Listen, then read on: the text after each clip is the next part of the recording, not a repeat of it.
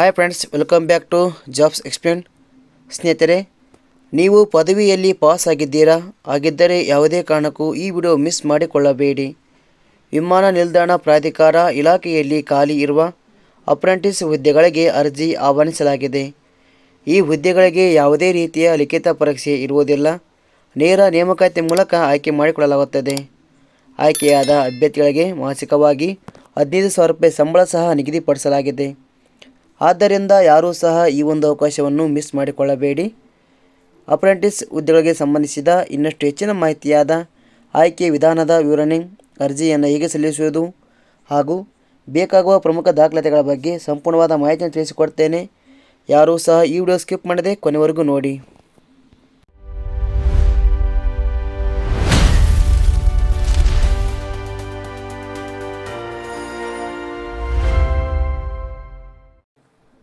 Apprentice ಹುದ್ದೆಗಳಿಗೆ ಆಸಕ್ತಿ ಹೊಂದಿದ ಅಭ್ಯರ್ಥಿಗಳು ಗೂಗಲಿಗೆ ಬನ್ನಿ.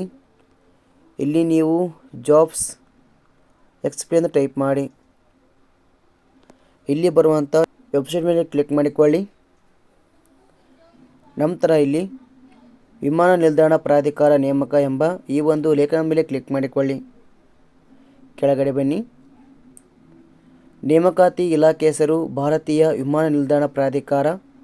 ಈ ಒಂದು ಇಲಾಖೆಯಲ್ಲಿ ಗ್ರ್ಯಾಜುಯೇಟ್ ಅಪ್ರೆಂಟಿಸ್ ಹಾಗೂ ಡಿಪ್ಲೊಮಾ ಅಪ್ರೆಂಟಿಸ್ ಹುದ್ದೆಗಳು ಖಾಲಿ ಇವೆ.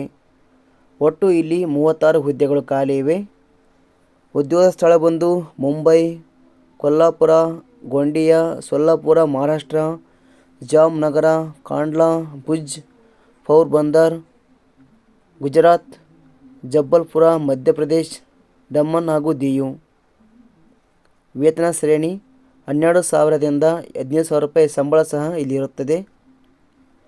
ಶೈಕ್ಷಣಿಕ ವಿದ್ಯಾರ್ಹತೆ ಯಾವುದೇ ಪದವಿ ಅಥವಾ ಡಿಪ್ಲೊಮೊ ಶೈಕ್ಷಣಿಕ ಅರ್ಹತೆ ಪಡೆದ ಅಭ್ಯರ್ಥಿಗಳು ಅರ್ಜಿಯನ್ನು ಸಲ್ಲಿಸಬಹುದು. ವಯೋಮಿತಿ ಕನಿಷ್ಠ 18 ವರ್ಷ, ಗರಿಷ್ಠ 26 ವರ್ಷ ನಿಗದಿಪಡಿಸಲಾಗಿದೆ. ಆದ್ದರಿಂದ ಯಾರೂ ಸಹ ಈ ಒಂದು ಅವಕಾಶವನ್ನು ಮಿಸ್ ಮಾಡಿಕೊಳ್ಳಬೇಡಿ. ಅರ್ಜಿ ಶುಲ್ಕ ಇಲ್ಲಿ ಯಾವುದೇ ರೀತಿಯಾದಂಥ ಅರ್ಜಿ ಶುಲ್ಕ ಇರುವುದಿಲ್ಲ. ಸಂಪೂರ್ಣವಾಗಿ ಉಚಿತವಾಗಿರುತ್ತದೆ.